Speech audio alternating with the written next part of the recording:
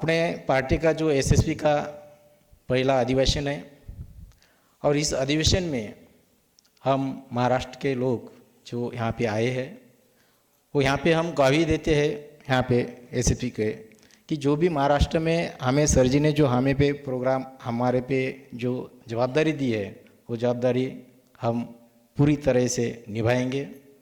और हम ये विश्वास देते हैं कि आज जो देश में चल रहा है अभी रिजल्ट लगा है 3 राज्यों का, 3 राज्यों में का रिजल्ट देखकर ऐसा लगता है कि सही में देश पे बहुत बड़ा खतरा मंडरा रहा है। और इस खतरे से आपको ये करना है तो ये नहीं है कि ये जो भी 3 राज्यों का रिजल्ट आप देख रहे हैं वो रिजल्ट कोई जनमत का रिजल्ट नहीं है, वो ईवीएम का ही है, ये मेरा दावा है।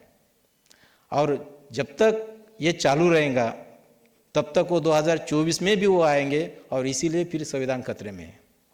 वो लोग बोलते हैं हिंदू खतरे में है, मगर हिंदू खतरे में नहीं है, संविधान खतरे में है। अगर इस संविधान को बचाना है तो हमारे एसएसपी पार्टी जैसे सब पार्टियां एक होना चाहिए। ये अकेली पार्टी की लड़ाई नहीं है मेरे ख्याल से, क्योंकि अभी टाइम नहीं है। इसीलिए सभी जो मिशन है, मिशन की विचारधारा से चलने वाले जो भी पार्टियां हैं वो सब एक होकर इस विचारधारा का विरुद्ध आप लड़ना चाहिए। वो एकदम से संविधान खत्म नहीं करने वाले, जैसा चूहा रहता है ना, चूहा थोड़ा थोड़ा करते उसी टाइप के एक एक कलम को एक संविधान को कमज़ोर करना इन्होंने शुरू कर दिया है। और जब तक ईवीएम के विरोध में हम आवाज़ नहीं उठाएंगे तब तक कुछ भी नहीं हो सकेंगे। 2024 में भी उनका दावा सच हो जाएगा। अगर 2024 में ये जो धर्मवादी जो भी कुछ संगठन है उस संगठन को रोकना है तो ईवीएम का विरोध करना बहुत ज़रूरी है। बैलेट पेपर ही से इलेक्शन होना चाहिए। इसके लिए भी हम हमारे राष्ट्रीय अध्यक्ष इनको भी हम विनती करके उसके लिए भी कुछ हम अवेयरनेस का प्रोग्राम चलाएंगे, या यह संघर्ष करना पड़ा तो संघर्ष के लिए भी हम महाराष्ट्र के लोग तो सब तैयार है, मगर ईवीएम के विरोध में हमें खड़ा होना बहुत ज़रूरी है।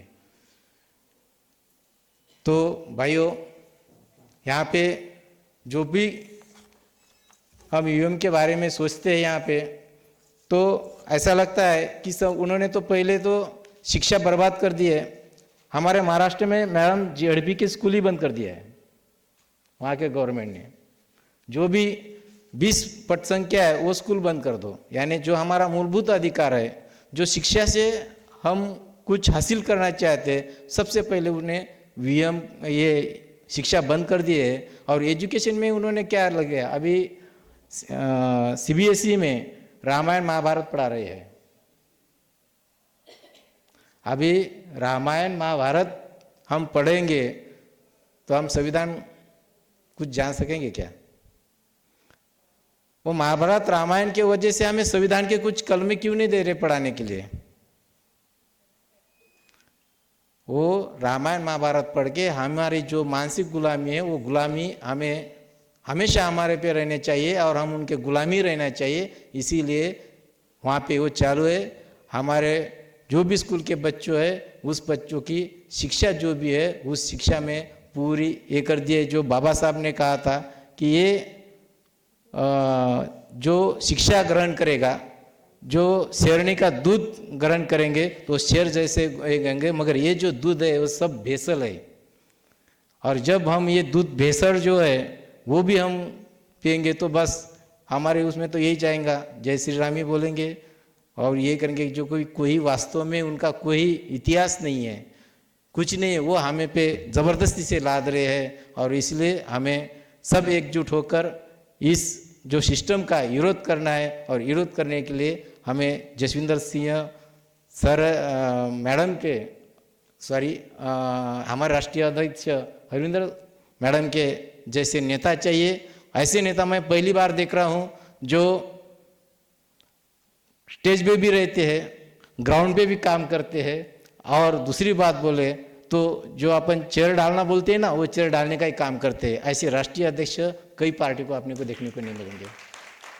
और इसीलिए मैं एसएसपी का भविष्य उज्जवल इसीलिए समझता हूँ कि हमारे जो राष्ट्रीय अध्यक्ष है वो ग्राउंड लेवल पे तो स्टेज लेवल पे काम करते हैं, उनका कोई जो अहमपना बोलते हैं वो नहीं है। इसलिए हमारा सौभाग्य है कि हम जसविंदर सिंह मैडम के और हरविंदर मैडम और जसविंदर सर जैसे हमारे नेता मिले हैं और हम उनके नेतृत्व में काम कर रहे हैं। हम महाराष्ट्र में बहुत अच्छा उनके नेतृत्व में काम करेंगे और वो रिजल्ट मैडम को हम बहुत जल्दी दिखाएंगे। ये मैं टाइम 5 ही मिनट दिया गया है, तो मैं यहीं रुकता हूँ। जय भीम, जय संविधान, जय भारत।